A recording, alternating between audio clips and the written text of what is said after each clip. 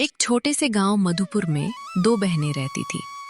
बड़ी बहन मीरा तेज और समझदार, और छोटी बहन परी आंखों में ढेर सारी सपना सजोए हुई। उनकी माँ सरला और पिता रघु उन दोनों बहनों को लेकर हमेशा चिंतित रहते थे। उनकी एक ही चिंता थी कि दोनों बेटियों की शादी कब होगी। गांव वालों का क्या, वो तो हर रोज कुछ न कुछ कह ही देते थे, मानो उनकी जुबान में इन दोनों बहनों के लिए सिर्फ और सिर्फ ताना ही रहता था। एक दिन जब मीरा और परी कुआं पर पानी भरने गई, तब कुछ गांव की औरतें उन्हें घूरते हुए बोलने लगी। अरे देखो तो जरा इन दोनों बहनों को, लगता है सारी उम्र अपने बाप के ही घर बैठी रहेगी। अरे हाँ दीदी, कितनी बेशर्म है दोनों बहनें। उम्र हो गई है फिर भी बोझ बनकर बाप के माथे पर बैठी है। लगता है इसके माँ बाप को भी कोई चिंता नहीं है इनकी।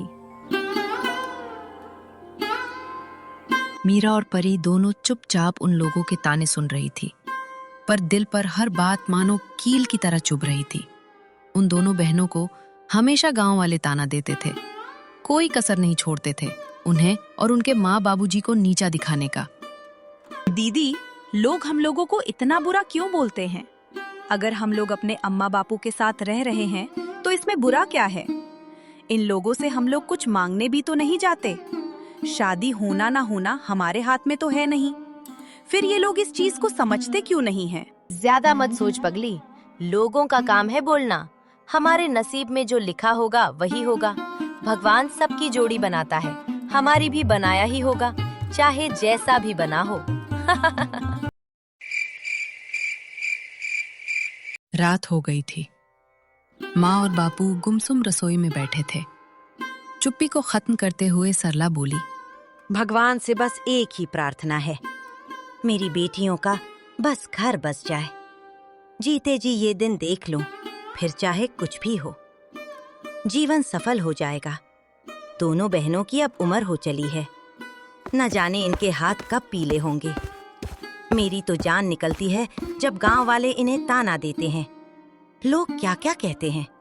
पर हम क्या कर सकते हैं सरला, हम गरीब हैं। ये दुनिया तो हमेशा गरीब लोगों का मजाक उड़ाते आई है। गरीब की इज्जत इन लोगों के पैर के धूल के समान होती है। उनको जो बोलना है बोलने दे।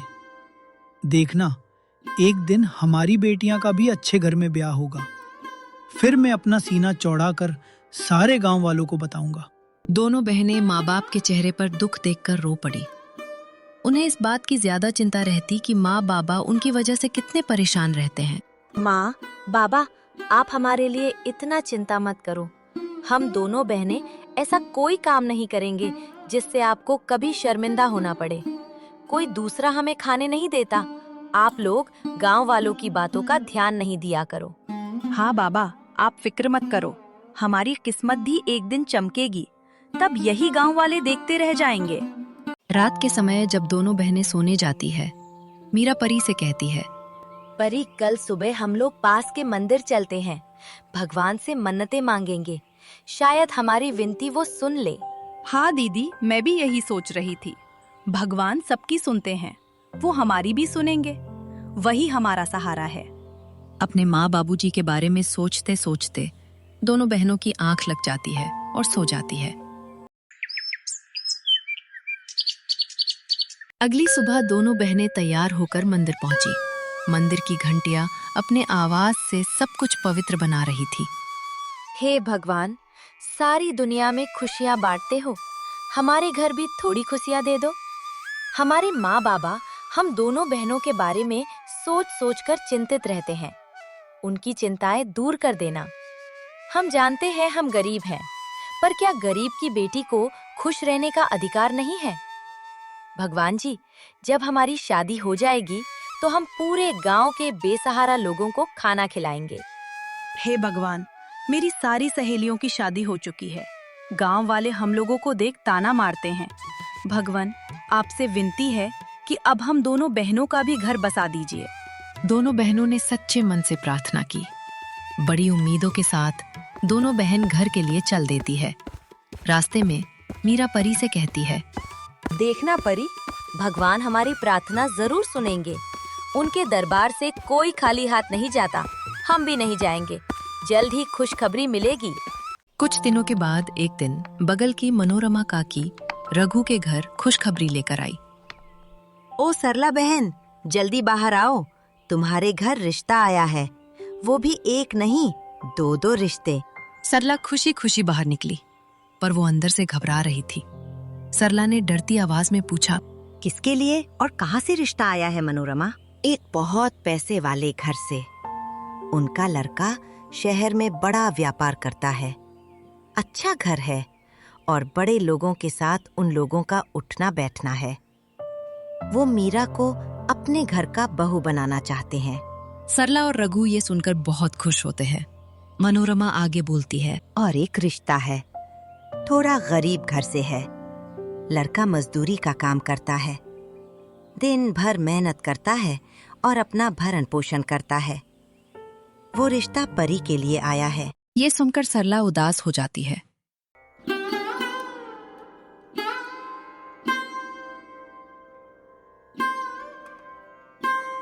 थोड़ी दूर खड़ी मीरा और परी सब सुन रही थी। परी रो पड़ी और मीरा से बोली, दीदी, मैं उस मजदूरी करने वाले इंसान से शादी नहीं कर पाऊंगी। मैंने भी सपना देखा है, मैं भी अच्छे घर जाना चाहती हूँ।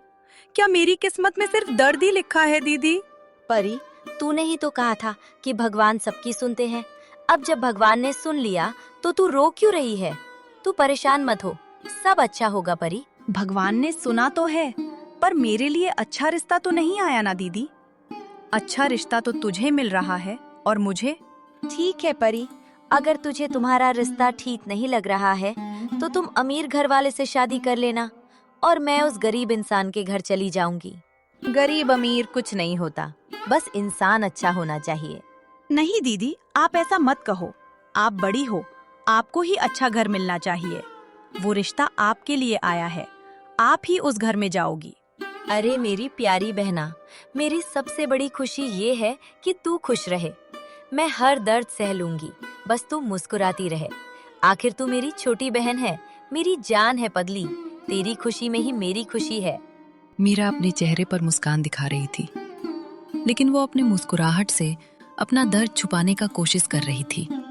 सरला पास खड़े दोनों बहनों की बातें सुन रही थी। मेरी बच्ची, सब ऊपर वाले का लिखा होता है। भगवान सबका नसीब पहले से ही लिख देते हैं। उस रात सरला को नींद नहीं आई। वो पूरी रात परी के बारे में सोचती रही। गांव वाले परी को ताना मारते थे कि शादी नहीं हो रही। अगर उन लोगों को ये पता चलेगा कि परी मजदूरी करने वाले लड़के से शादी कर रही है तो फिर से लोग हंसेंगे और मजाक उड़ाएंगे। इसलिए सरला ने फैसला कर लिया कि वो लड़के वालों को कह देगी कि मीरा अभी शादी करने के लिए तैयार नहीं है, ताकि परी को अमीर घर मिल जाए और बाद में मीरा की शादी करा देंगे।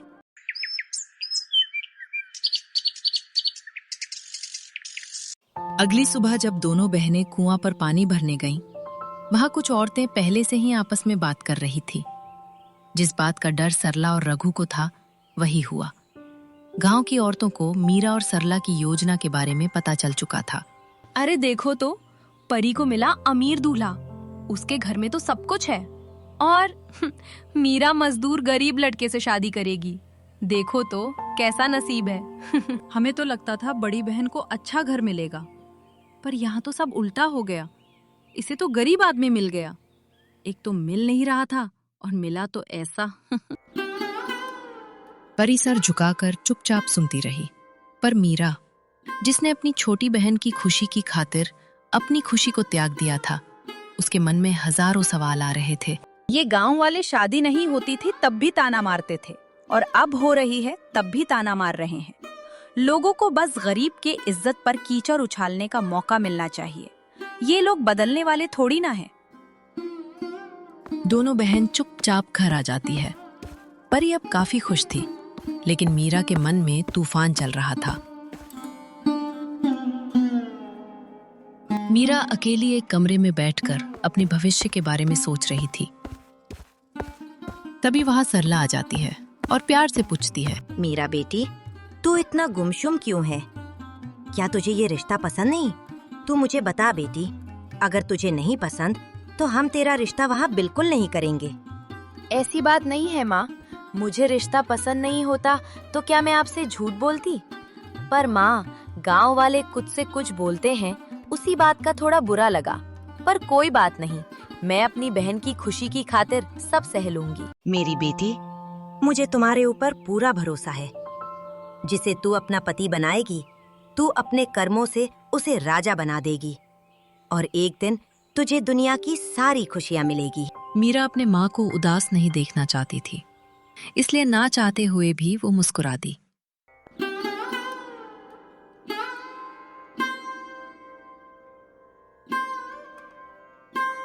कुछ दिनों बाद दोनों बहनों की शादी हो गई।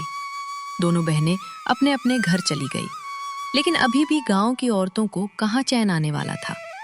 सरला जब पानी भरने कुआं पर गई, उसे सुनाकर गांव की औरतें फिर से बातें करने लगी। बेचारी मीरा का ब्याह तो गरीब घर में कर दिया। बेचारी जिंदगी भर दुख झेलेगी, उसको तो कभी सुख मिल ही नहीं पाएगा लगता है। सरला ने सब सुना पर चुप रही। उन लोगों को जवाब देना उचित नहीं समझा और वहां से चुपचाप चली गई। वहीं दूसरी तरफ मीरा अपने पति के साथ अपने छोटे से घर में अपने ससुराल में रहने लगी। अशोक ने मीरा की तरफ आहिस्ता से देखा और धीरे से बोला, मैं भले ही गरीब हूं मीरा, लेकिन तेरी खुशी के लिए मैं ढेर सारी मेहनत करूंगा। अपने पति के मुंह से अपने लिए इतना प्यार देखकर मीरा बहुत खुश हुई और अब उसने पति के साथ मिलकर जीतोड़ मेहनत कर अपनी किस्मत बदलने का प्रण ले चुकी थी। इधर परी अपने ससुराल में बड़े महल जैसे घर में गई। उसके ससुराल वाले उसे बहुत लाड प्यार कर रहे थे। बेटी, बहुत सुंदर हो तुम, हमारे घर की लक्ष्मी बनकर आई हो। अब यह घर तुम्हारा है, तुम यहाँ की मालकिन हो। अब तुम यहाँ आराम से रहना और हम सब अब तुम्हारे हैं। एक दिन अशोक जब दिन भर काम कर थका हारा वापस घर आया तो उसने देखा कि मीरा उदास बैठी थी। क्या बात है मीरा, तुम इतनी गुमसुम क्यों रहती हो? अगर तुम्हें यहाँ मन नहीं लगता, तुम चाहो तो तुम अपने माता पिता के यहाँ चले जाओ वापस। मैं कभी कभी तुमसे मिलने आ जाया करूंगा। ऐसा कभी मत बोलिएगा जी, यही मेरा घर है और आप मेरे पति हैं। मेरी किस्मत में जो लिखा था मैं उसे मन से स्वीकार करती हूँ। आपके साथ मेरी शादी हो गई, अब आप ही मेरे सब कुछ हैं। जिंदगी की आखिरी सांस तक आपके साथ रहूंगी और हर सुख दुख में आपका साथ दूंगी। मीरा के मुंह से ये सुनकर अशोक की आंखों में मीरा के लिए और भी ज्यादा प्यार भर गया। समय बीतता गया और परी के यहाँ एक बेटा हुआ। परी अपने पति के यहाँ खुशहाल जिंदगी काट रही थी। शादी से पहले जो दोनों बहनों ने मंदिर में वादा किया था कि शादी के बाद बेसहारा लोगों की मदद करेगी, वो परी भूल गई। परंतु मीरा ने अपनी मन्नत याद रखी थी। मगर मीरा मजबूर थी। उसके पास इतने रुपए नहीं थे कि वो गांव के बेसहारा लोगों की मदद कर सके। भगवान, मैं पैसे का इंतजाम करूंगी और अपने वादे को पूरा करूंगी। मुझे मेरी मन्नत याद है। वो अपनी बहन से कुछ रुपए उधार लेने का सोचती है। अगले ही दिन मीरा परी के घर जाती है। कैसी हो बहन, सब ठीक है ना? और बाबू कहाँ है? दिख नहीं रहा मुझे। मैं भी तो देखूं कैसा है अपने मौसी का लाडला बेटा। मैं ठीक हूँ दीदी, अभी लल्ला अंदर सो रहा है। वैसे भी मैं उसे सत्य के हाथों में नहीं देती। मैं और आपके तो हाथ भी गंदे हैं। माफ करना दीदी, मैं उसे आपके गोद नहीं दे सकती, उसकी तबीयत खराब हो सकती है। छोड़ो ये सब, तुम ये बताओ क्यों आए हो यहाँ? मीरा परी की बातें सुनकर दुखी हो जाती है, पर छोटी बहन समझकर उसकी बातों पर ज्यादा ध्यान नहीं देती है। बहुत दिनों से तुझसे मिलने का मन कर रहा था परी, और अपने बेटे से मिली भी तो नहीं थी मैं, और एक छोटा सा काम भी था। बहन, मुझे थोड़ी सी मदद चाहिए थी तुमसे। मैंने मंदिर में जो भगवान से वादा किया था, मैं उसे पूरा करना चाहती हूँ। अगर कुछ रुपए थोड़ी दिनों के लिए उधार दे दो तो काम हो जाएगा मेरा। तुम मेरे पास पैसे ही लेने आई हो और मुझसे और लल्ला से मिलने का झूठा बहाना बना रही हो। यही बात थी तो पहले बोलनी थी। मेरे घर में कोई जादुई तिजोरी नहीं रखी हुई है कि कोई भी आए और मैं उसे पैसे दे दूं।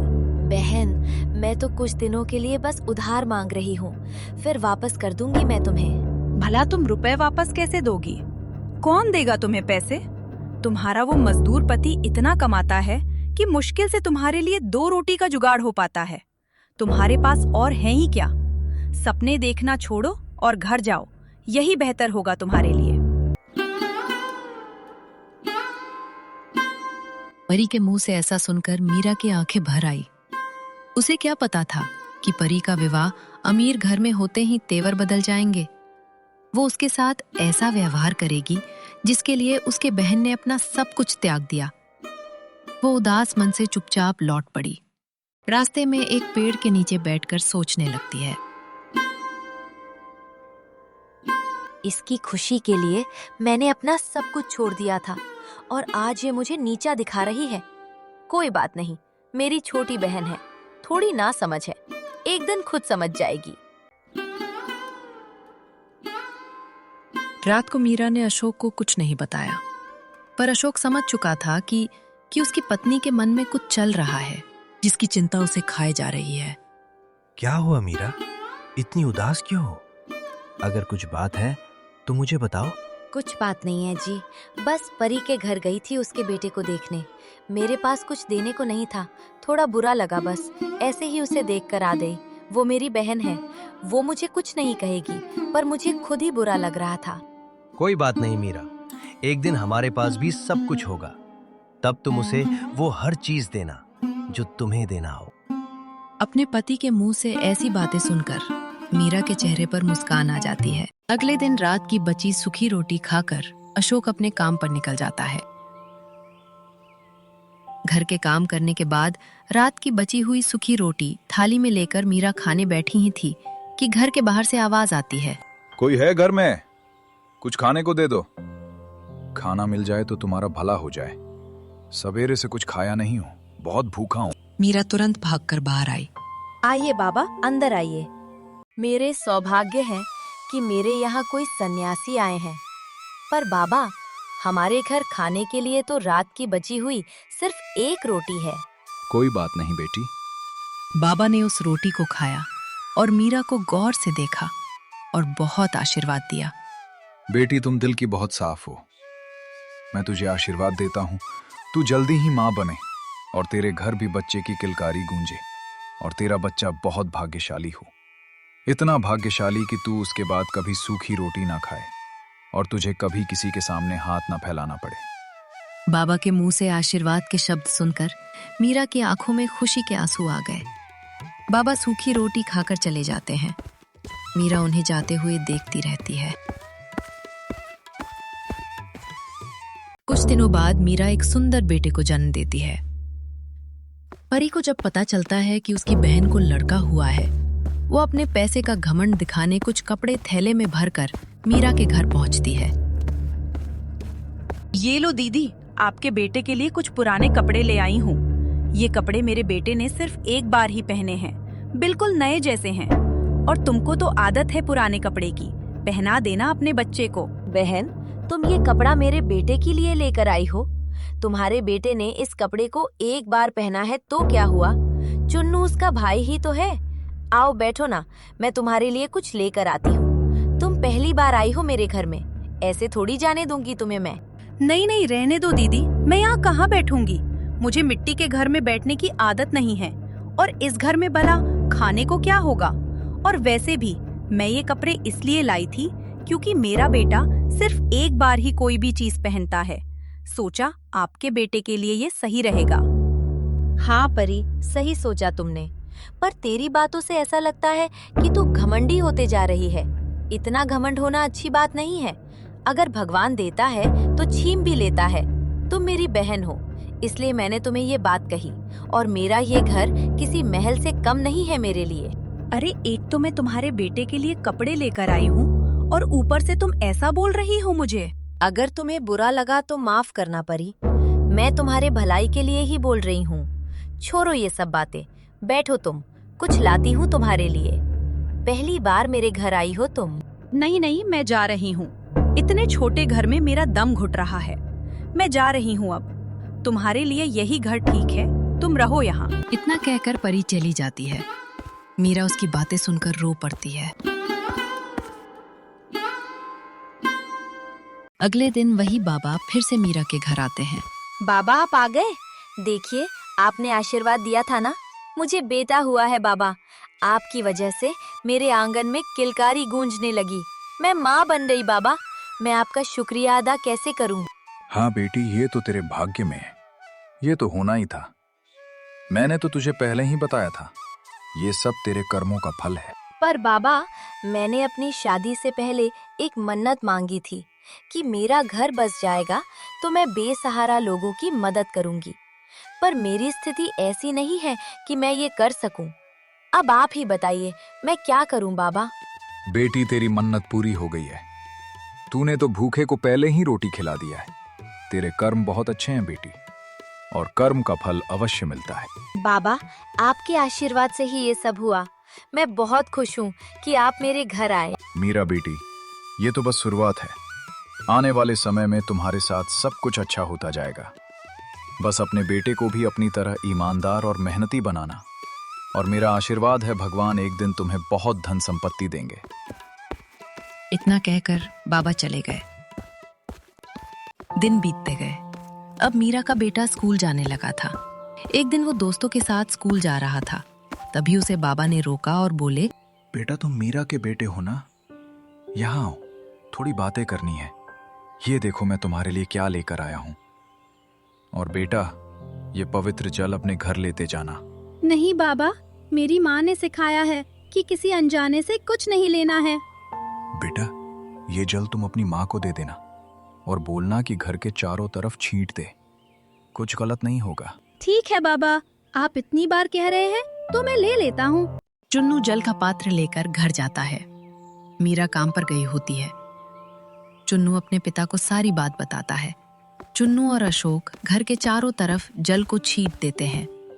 थोड़ी देर बाद मीरा घर आती है और चुन्नू उसको सारी बात बताता है। रात में खाना खाने के बाद तीनों सोने चले जाते हैं।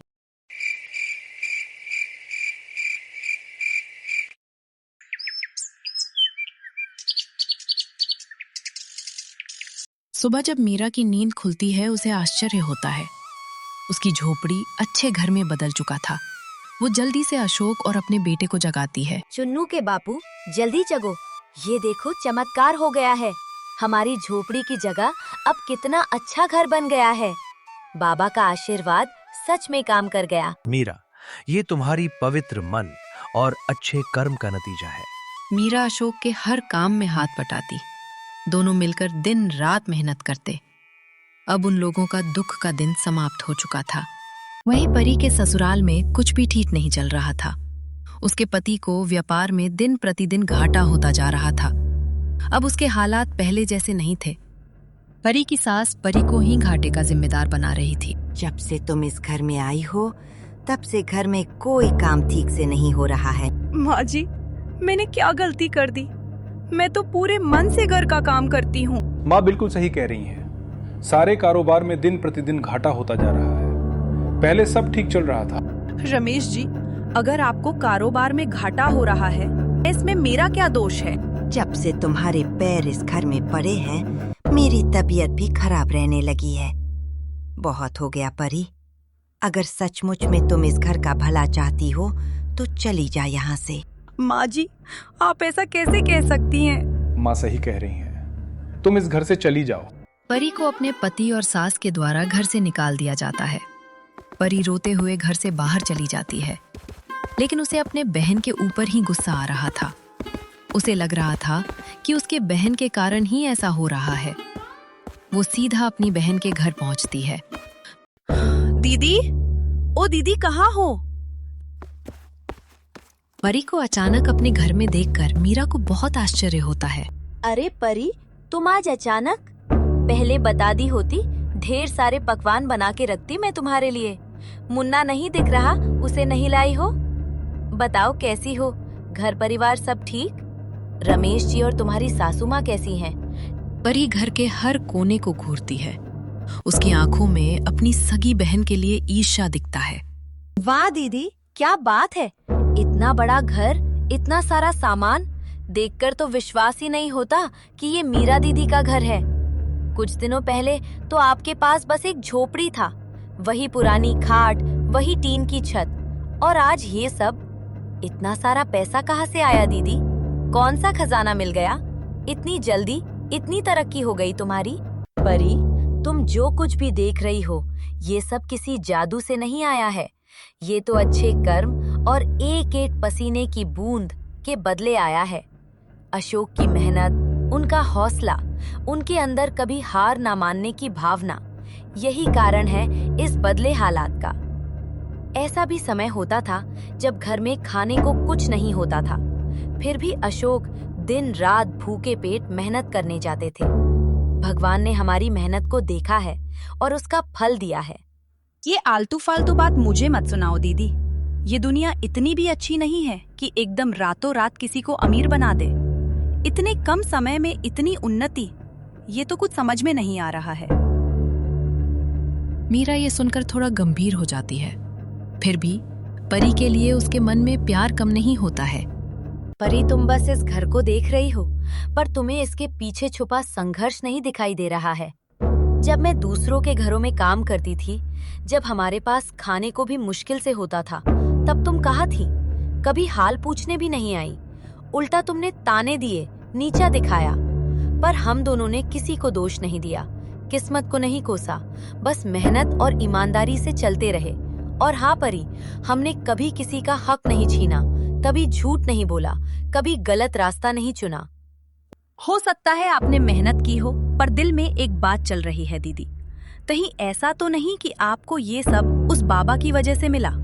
सुना है वो आए थे और उसके बाद ही सब बदल गया। कहीं ये कोई टोना टोटका से तो तुम्हें नहीं मिला है तुम्हें? बस परी, अब बहुत सुन लिया तुम्हारा। अगर किसी भूखे को खाना खिलाना जादू टोना है, तो हाँ, हमारे घर में जादू हुआ है। अगर नियत साफ रखकर मेहनत करने को जादू कहते हैं, तो हाँ, ये जादू हमने किया है। परी, तुम्हारी सबसे बड़ी कमी ये है कि तुम दूसरों की खुशी देखकर खुश नहीं होती, बल्कि उसे नीचा दिखाने का कोशिश करती हो। तुम्हें हमेशा जलन होती है दूसरे से। यही जलन तुम्हें पीछे खींच रही है। अपने अंदर झांको और खुद को बदलो, वरना जीवन भर दुख पाओगी और दूसरों को आगे जाते देखती रहोगी। मीरा के द्वारा कही गई बात परी के दिल में बैठ जाती है। उसकी आंखों से आंसू बहने लगते हैं। दीदी, मैं बुरी नहीं हूँ, पर पता नहीं क्यों जब भी आपको अच्छा मिलता है, मुझे भीतर से ऐसा लगता है जैसे मुझे कुछ चुभ रहा हो। मुझसे गलती हुई, मैं जलती रही, आपको ताना मारती रही, आपको नीचा दिखाने की कोशिश करती रही, पर आपने मुझे कभी वापस कुछ नहीं कहा, नफरत नहीं की। मेरे लिए आपका प्यार कभी कम नहीं हुआ। आप सच में दिल से भी बहुत धनी हैं दीदी। मुझे माफ कर दो, मुझे अपनी बहन मानकर गले लगा लो। परी बहन होने का मतलब ही है साथ देना, मदद करना, दुआ देना और सुख दुख में शामिल होना। किसी की तरक्की को देखकर जलो मत, उसकी मेहनत देखकर सीखो। तुम भी मेहनत करो, बेसहारों की सेवा करो, भगवान तुम्हें भी देंगे। और याद रखना, किस्मत बदलने में बस अच्छे कर्म की देर होती है। दीदी, आज मैं आपको विश्वास दिलाती हूँ, मैं खुद को बदलूंगी, आपके जैसे ही कड़ी मेहनत करूंगी और बेसहारा लोगों की मदद करूंगी। परी के मुंह से ऐसी बात सुनकर मीरा बहुत खुश होती है। थोड़ी देर बाद परी वहां से चली जाती है।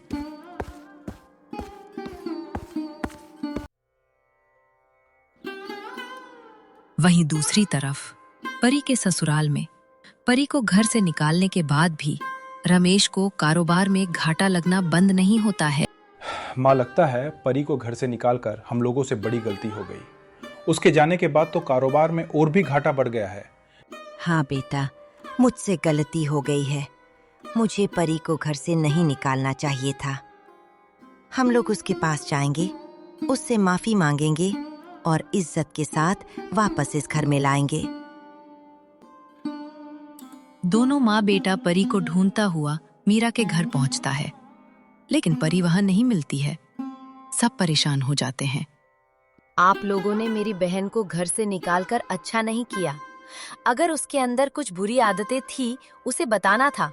आप लोगों ने तो उसे घर से ही निकाल दिया। मुझसे गलती हो गई बेटी।